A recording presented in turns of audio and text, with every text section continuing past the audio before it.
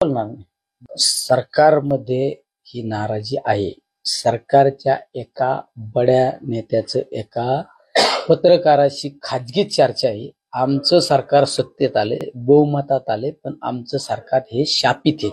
हे एका मोठ्या नेत्याचं वक्तव्य आहे. यावरून ओळखून घ्या, हे सरकार शापित आहे. निवडून आलेल्या लोकांना पाडायचं आणि पाडलेल्या लोकांना निवडून आणायचं. ईव्हीएमच्या जोरावर आलेलं सरकार हे टिकत नसतं. बोलणार नाही. सरकारमध्ये ही नाराजी आहे. सरकारच्या एका बड्या नेत्याचं एका पत्रकाराशी खाजगी चर्चा आहे. आमचं सरकार सत्तेत आले, बहुमतात आले, पण आमचं सरकार हे शापित आहे. हे एका मोठ्या नेत्याचं वक्तव्य आहे. यावरून ओळखून घ्या, हे सरकार शापित आहे. निवडून आलेल्या लोकांना पाडायचं आणि पाडलेल्या लोकांना निवडून आणायचं. ईव्हीएमच्या जोरावर आलेलं सरकार हे टिकत नसतं. बोलणार नाही. सरकारमध्ये ही नाराजी आहे.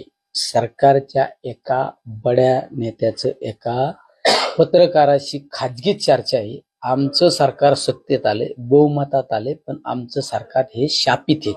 हे एका मोठ्या नेत्याचं वक्तव्य आहे. यावरून ओळखून घ्या, हे सरकार शापित आहे. निवडून आलेल्या लोकांना पाडायचं आणि पाडलेल्या लोकांना